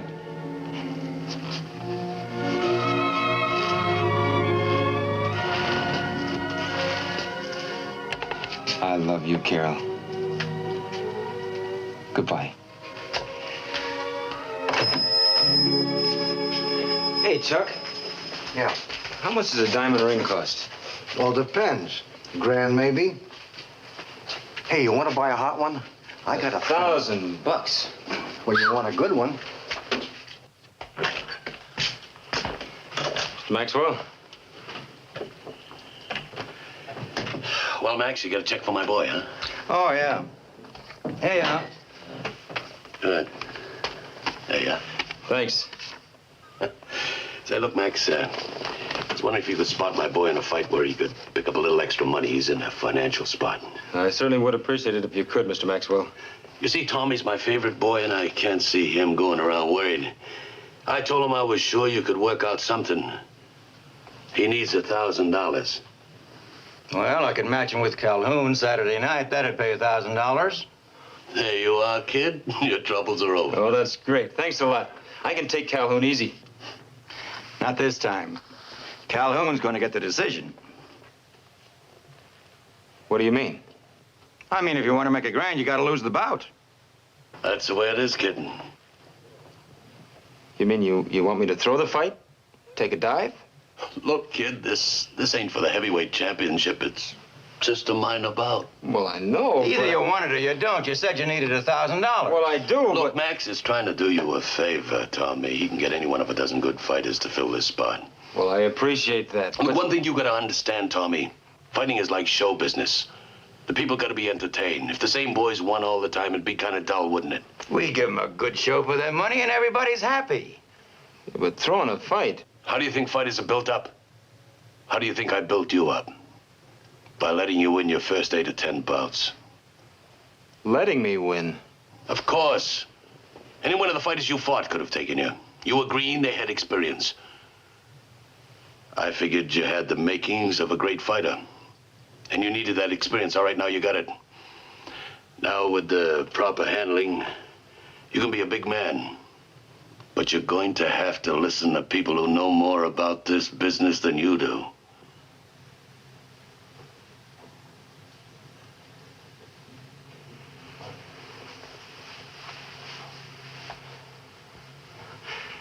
I suppose you're right. I guess I never looked at fighting in that light before. Look, kid, don't worry about a thing. I'd never steer you wrong. Come on.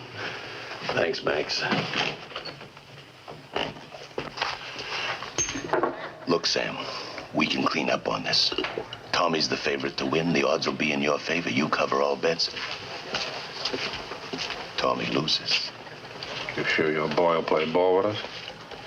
Sure. You got my word on it. I'll be putting up maybe 30, 40 grand. Not that I mistrust you, you understand, but on a transaction this size, I want to meet this kid. And have him tell me himself, personally, he's going to take a dive. Sure, Sam. I'll take you over to his place.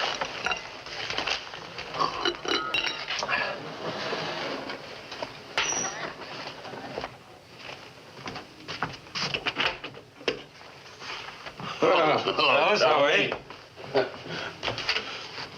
This is Sam Latimer. This is Tommy Patrick.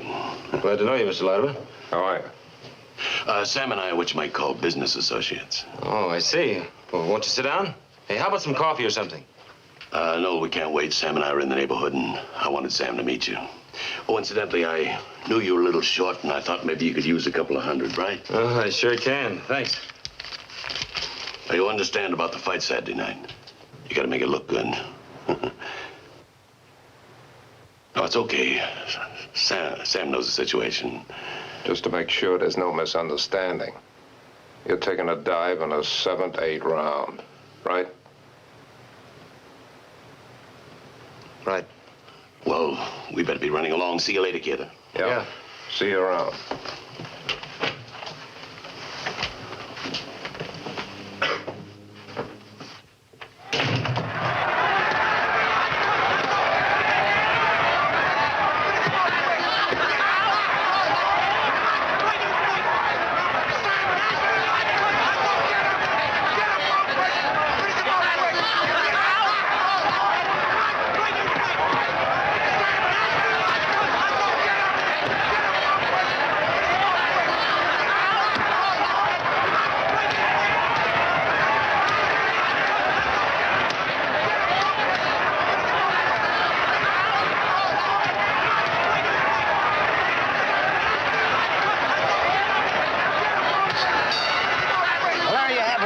And there's been no action yet. Tommy Patrick usually rushes his opponent when the bell sounds, but tonight, for some reason, he's changed his technique. Of course, it's a little early yet to make predictions, but it's the opinion of this reporter. Round one gave Calhoun a definite lead. And don't worry about a thing. All you gotta do is keep that left up. He won't hurt you. He'll never hurt you. Back it.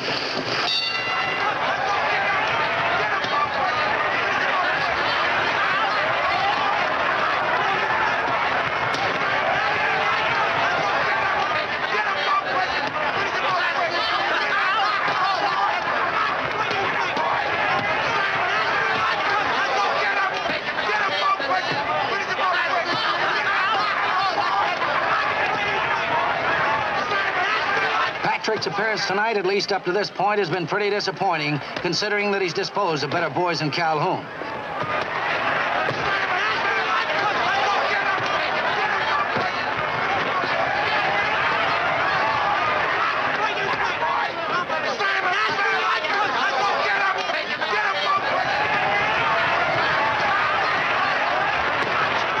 Get off the rope, Tommy! Get off the rope!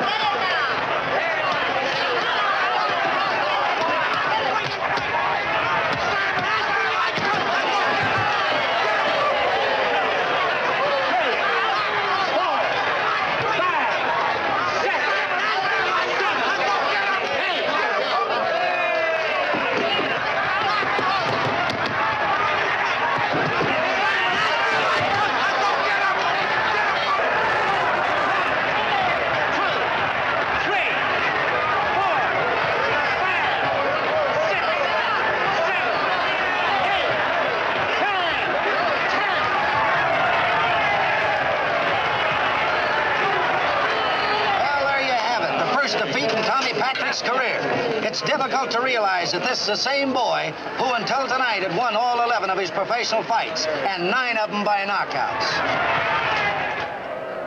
Hello, Tommy. That was a real nice fight. Would you like to make any comment for publication?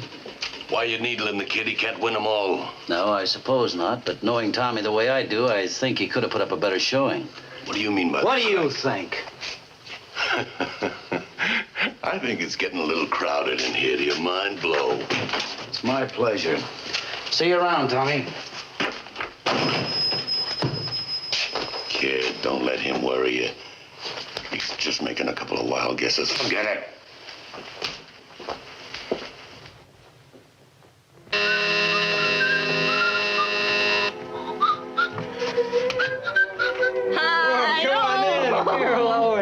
Kid, Joe? Oh, look at your face. Oh, it's nothing. Here, let me take your things. Why didn't you tell me you were coming? It's kind of sudden. I wanted to see how you were getting along. Had to talk Carol into coming with me. He just twisted my arm. How do you like the apartment? It's all right. Well, I think it could stand a cleaning. Well, all it needs is a woman's touch. We'll take care of that. How long are you going to be in town? Well, I don't know yet. Hey, are you hungry? How about some breakfast? No, we had something. Oh, that was 2 hours ago. I'm starving. Well, I've got some sausage in the refrigerator and some eggs. I could make some toast. I'm drooling. Where's the kitchen? After you. Make yourself at home, Joe. The morning paper's over there. Right. You know, kidding, don't you kind of like the apartment? Oh, yes, it's nice. Well, I wasn't very enthusiastic. I saw you fight last night on television. Well, that was one you well could have missed. Cried when I saw what was happening to you. It was just horrible. Oh, now look, honey, it wasn't anything. Honestly, it wasn't. Probably looked a whole lot worse than it really was. It was awful. Somehow, I just never thought about you getting hurt. I could only picture you winning. So from now on, I'll win every fight. Okay? You can't win every fight, Tommy. You know that. There are going to be lots of nights like last night. Now, you're making a big deal out of this. Sure, I'll lose once in a while, but this isn't forever. 4 or 5 years and I can make more money than we'll ever need. Well, maybe we don't need so much. Oh, I know. We talk crazy about big cars and traveling and things like that. I don't know. Somehow now it just all seems like kid stuff. If we just knew that we were going to have each other. Wait a minute.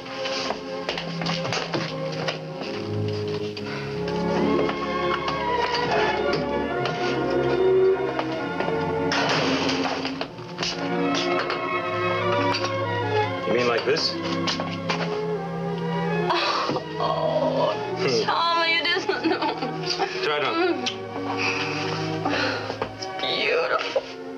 Oh, I've got to show it to somebody. How would you like to see the biggest diamond in the whole world? Well, it's not exactly the biggest. Oh, to me it is. Isn't that beautiful? I'm glad for you kids. The both of you. After the announcement was entirely unexpected. When are you going to get married?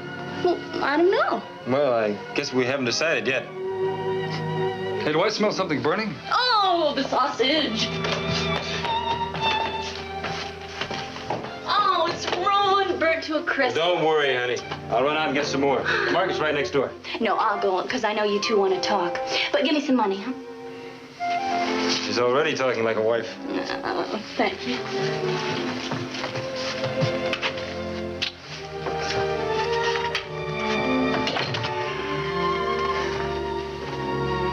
I suppose you and Carol will want to get married in Willow Springs, huh? Well, I imagine so. After all, most of our friends are back there. Yeah, I know they are. It's going to be kind of tough on Carol, isn't it? I mean, leaving the people and things she's known all her life. Well, she'll meet new people. Carol makes friends quickly. Huh.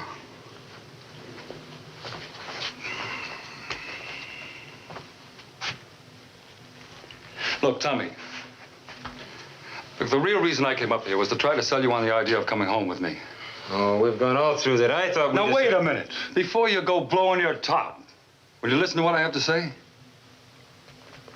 Okay. Look, with you and Carol getting married, you can take over the resort. You can run the place. It'll be yours. Well, I appreciate it, Joe, but Carol and I have other plans. I've got a great start. I'm doing good. You didn't do so good last night, did you? I saw the bout on TV. No, it smelled to high heaven. That's your opinion. No, it's not just mine. You read what Ken Cooper had to say? No, and I'm not interested. You should be. Here, I'll read it for you. After viewing a recent ring fiasco, which made a talented newcomer look like an untrained amateur, this column again protests boxing authorities' delay in the long-promised probe of certain phases of the business. There's more. Do you want to hear it? So what does all that have to do with me? So I happen to lose one fight. You didn't just happen to lose that fight. You took a dive. Now, wait a minute. No, you wait a minute. Look, I know every way you box. I know every move you make before you make it. You deliberately threw that bout. Why?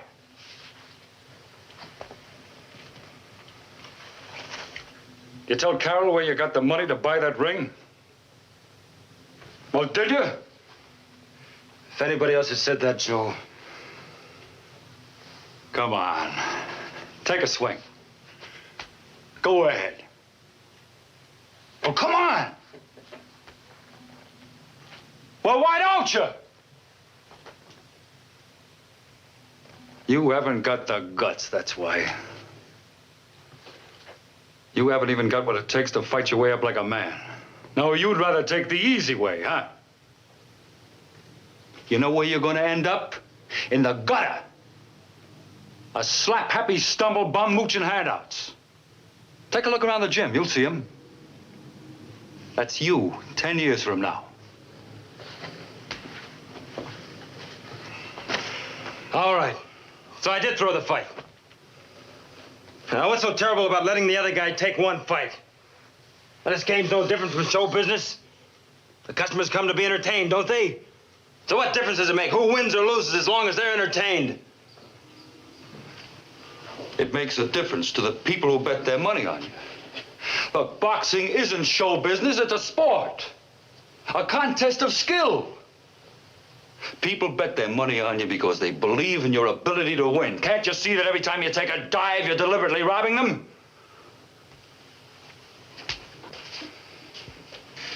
What can I do about it now? Play it clean or get out.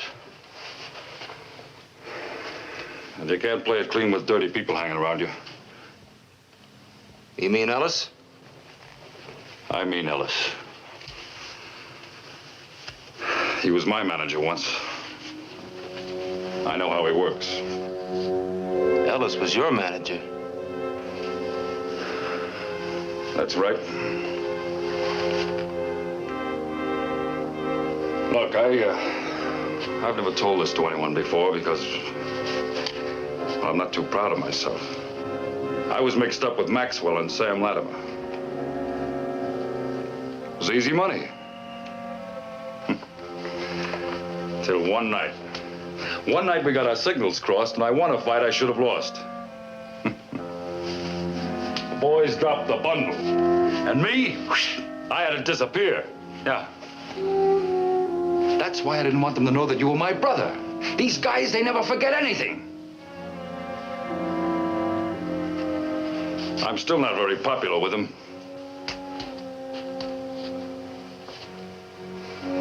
All right. I see what you mean, Joe.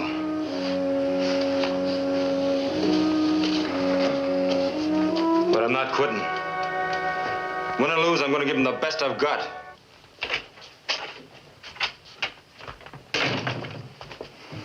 Well, I hope you bought fireproof sausage this time. Ham, it's already cooked. Smart girl. She thinks of everything, huh? Why do you think I'm marrying her? Just because she's pretty? I'm no fool. No, don't think all that flattery is going to get you out of washing the dishes. Get me out of washing the dishes. Well, you don't expect me to get my new ring all wet, do you?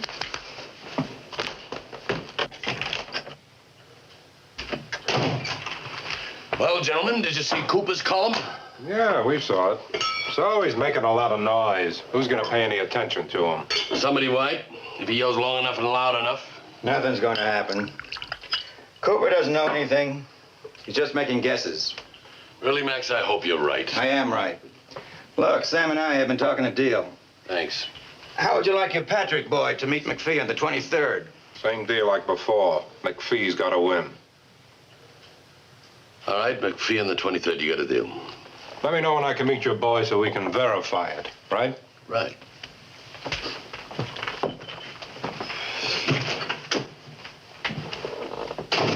You think Tommy will go for it again? I don't see why not. He needs a dough. Better not discuss it on the phone. Go to his place and talk to him. All right, Max. Maybe you're right. Look, I'm not blaming the kid too much. With a couple of guys like Maxwell and Ellis after him, Tommy needing the money, it was bound to happen. Ellis is his manager. Who else is he going to listen to? You don't have to alibi for me, Joe. I was wrong and I admit it. Guess I just didn't realize how serious it was until it was too late. You know, this could be just a thing to force an investigation. I've suspected this setup all along, but there's nothing I could do about it because I didn't have any evidence. Well, now you got it. What do you want me to do? Not a thing. Just keep your eyes open and your guard up. Sooner or later, they're going to try to set up another fight, and they're going to ask you to take a dive. When they do, you get in touch with me. I'll take over from there. Right. Hey, that could be kind of tough on Tommy, couldn't it? I mean, if they found out he was playing stoolie. Don't worry. They won't. Good boy, Tommy. Bye, Mr. Cooper. We'll see you later. Bye.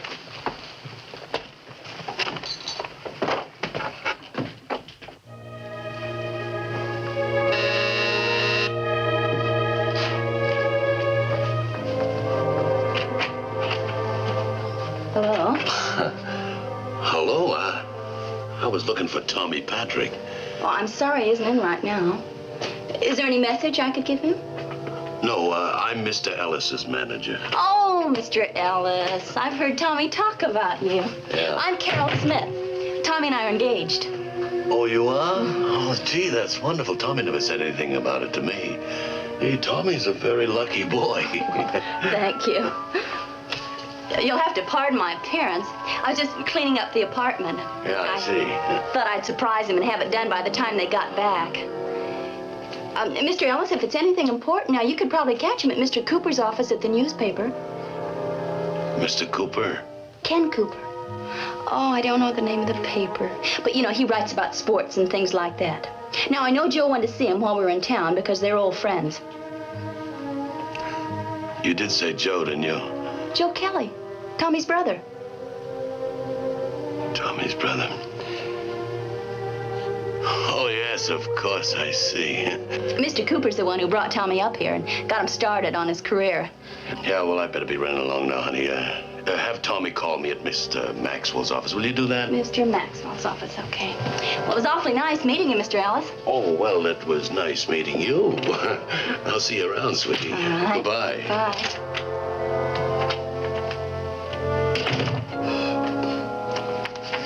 If the kid starts spilling to Cooper, we could be in trouble. If he's spilling to Cooper, don't you think it's obvious that Cooper planted him? You don't think it's a coincidence that that kid's Joe Kelly's brother, do you? Well, if worse comes to worse, what can they prove? It's their word against ours.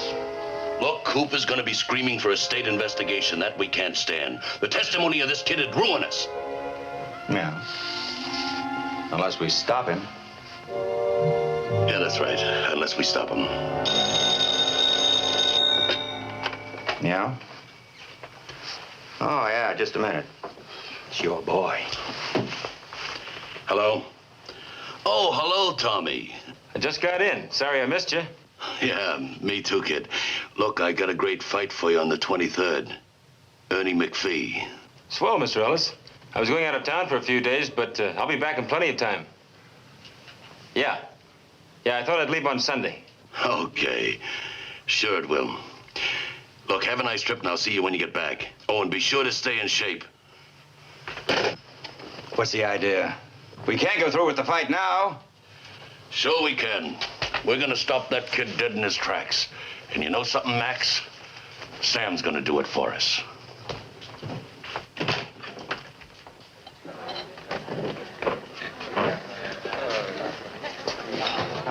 Sam, I just talked to Tommy. I told him we'd be right over. You know, this can be a big operation. After that last fight, everybody's gonna be expecting Tommy to make a comeback. Sam, there's gonna be a lot of easy money on him. You sure he understands the deal? I'm sure he understands. You ready to go?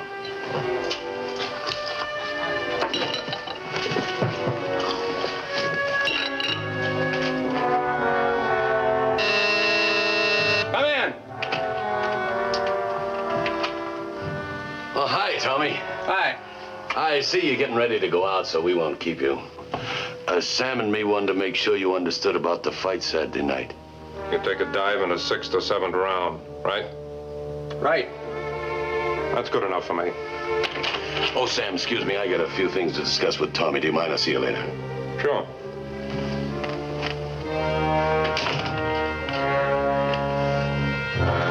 Okay, did I make like Tommy Patrick? Okay, kid, you did a good job. Hey, now you get out of town and stay out till after the fight's over, you understand? You bet. Good boy. I'll be out of this town in 10 minutes.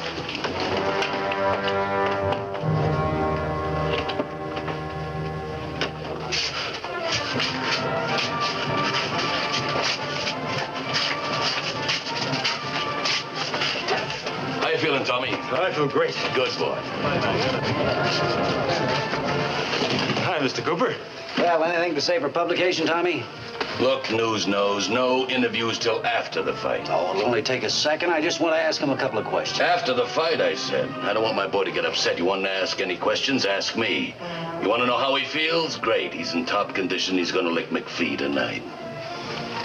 Anything else? Yeah. Do you think he's going to win? You kidding? Of course I do. He's a better boy, isn't he? That doesn't always mean anything. Oh. Good luck to you, Tom. That's us.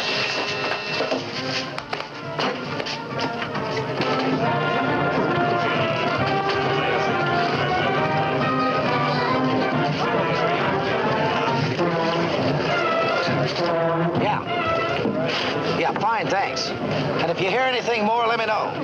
Yeah, oh, okay.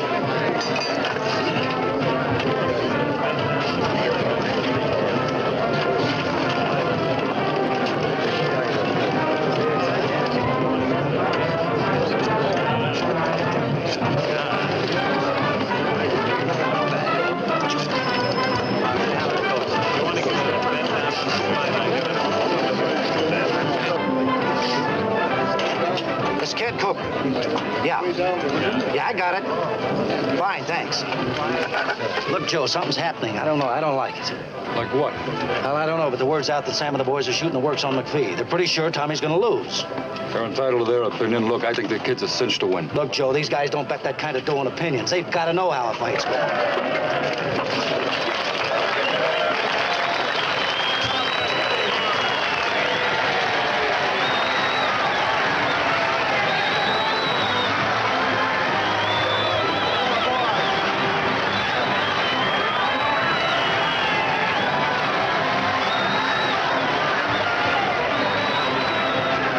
I can't figure it out. Joe, you sure the kid isn't playing ball with him again? Not a chance. Look, if this fight's fixed, Tommy doesn't know anything about it. That's it. Sam's expecting the kid to take a dive, and Ellis didn't tell the kid anything about it.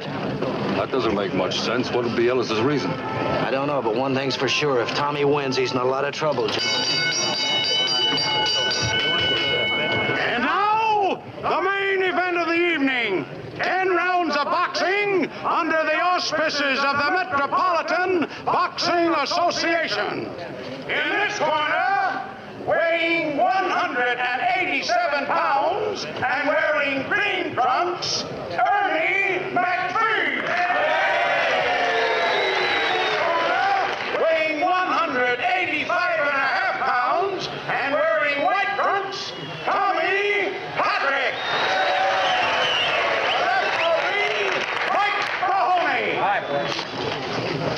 Now, you know the rules, boys. I want a good fight. Watch your low punches. In case of a knockdown, the boy that scores your knockdown, walk to a far neutral corner and remain there until I call you out. Do I make myself clear? Shake hands, now come out boxing. Let's go. Now, come on. Tommy Patrick, as you know, is a slight favorite in tonight's bout. McPhee has had a longer career than Patrick. He's had 31 fights and won 22 of them. He's a colorful fighter, but he is considered less scientific than Patrick, and he hasn't the punching power. And here we go for round one.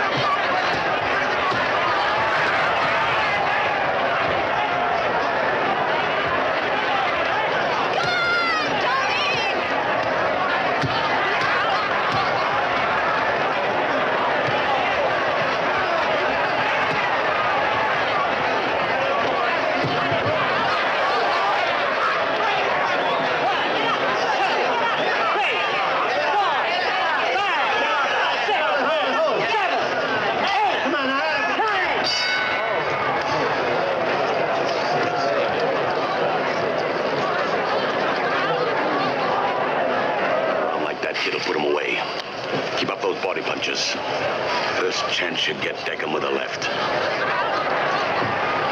Hey, what kind of a deal is this? Relax, Sam. You heard the kid say he'd come through. He better come through. We ain't playing marbles. That's dough I've got bet on another boy.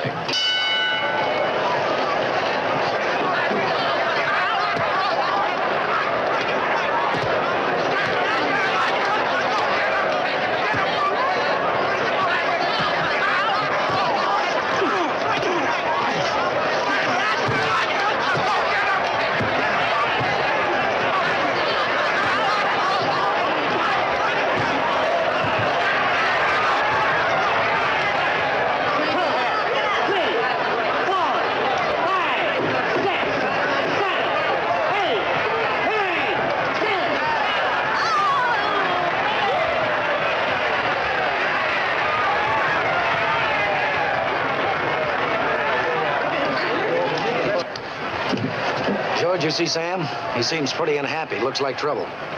You put Carol in the cab. I'll stick with the kid. Sure. We'll meet you later in the car. What's wrong? Nothing. Shall we go? Hi, Joe. How'd you like to fight? Get your clothes on as fast as you can. We've got to get out of here. What's the matter? Look, I'll explain later. Hurry it up. You heard that lousy creep agree to take a dive. You were right there. You heard him. Yeah, sure I did. And all during the fight, I kept reminding him of his promise to you and Max.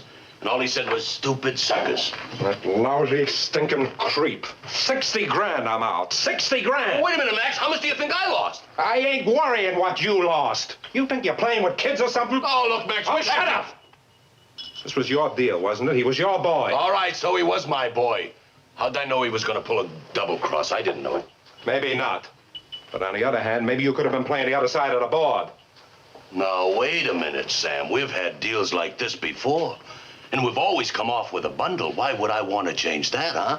How do I know what you'd want to do? All I know is I've been crossed up, and I'm not holding still for it. All right, you better settle with Tommy Patrick. Don't talk it to me. That's already been taken care of.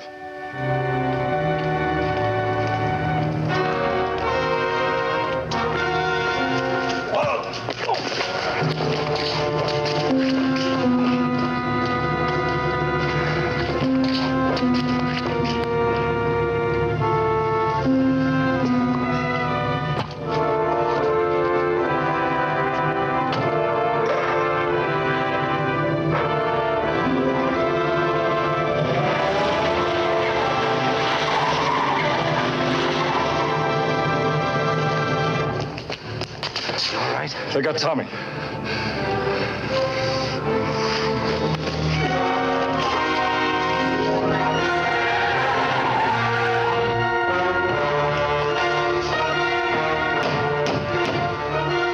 is it? Open up!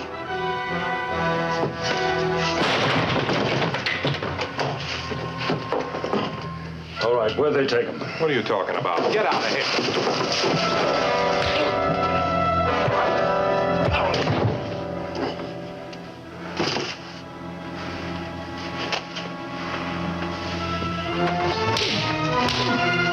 You're dead, punk. You're dead as of right.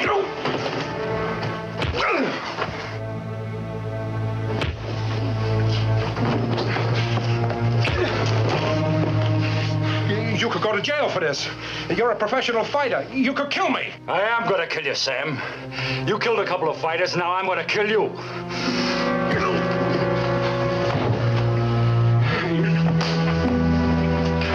I don't know where they took the kid. That's the truth. You stinking liar. Wait a minute. They took him to the dead-end alley at First and Santa Fe. They're gonna run him down and then toss him in a freight car. Joe, take my card. Here's my police pass. Get going. If anything happens to that kid, I'll save the gas chamber a job. Give me homicide.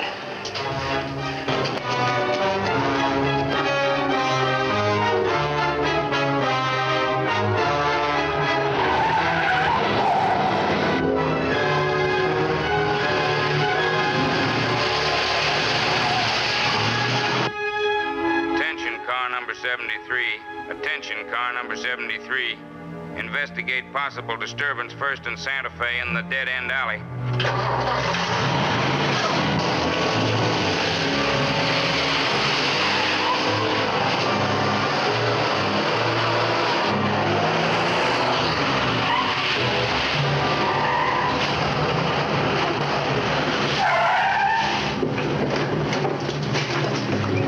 Get out. All right, sir, get out.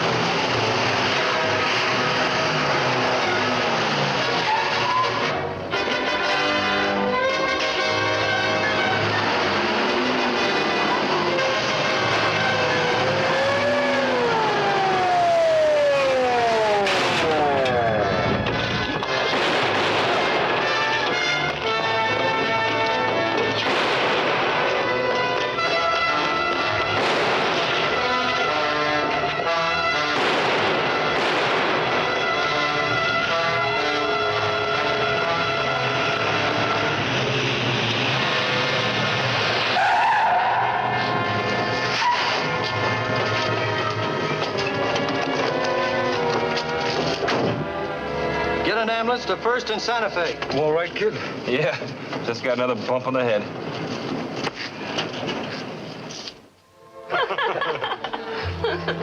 Hey, Al, come here. Hi, Ken. Joe. Hi, kid. Oh, hi, Mr. Taylor. Say, I don't think you've met my wife, Carol. Mr. Taylor. Oh, how do you do? I'm glad to know How you. do you do, Mr. Taylor? Oh, sit down and have a drink with us, Here you Al. What are you going to have? Cup of coffee, Tony. Cup of coffee. Wow, Ken, quite a story you wrote. You really split things wide open. Well, I hope so. Well, Tommy, I hope you ain't going back home now. You ain't going to quit fighting. Of course he isn't. Look, the commission gave him a clean slate. There's nothing wrong with the fight business if it's on the level. We're gonna make a champion out of that kid. Yeah, and Joe's just the boy that can do it, too. But first, we're gonna have a little vacation. We both always wanted to see Niagara Falls. I guess I'll be needing a new manager. Yeah, I guess you will, all right. Been reading in the papers that Elliston's whole mob will be out of circulation for quite a while. Well, what I'm trying to say is, would you consider taking another chance on me? You know, it's the funniest thing. I just happen to have a contract right here in my pocket. Thanks. Hey, wait a minute. Ain't you going to read it? Well, that's your job. You're my manager, aren't you? There. Now, any orders, Coach? Yeah. And the first one is no pie. You're a trainer. Well, I better be getting you kids to the station, huh? Yeah, we don't have too much time. Ken, thanks a million. Tommy, I'll see you when you get back. Okay, Mr. Taylor. Goodbye. Nice to meet you, Mr. Bye, Taylor. Mrs. Kelly. Bye.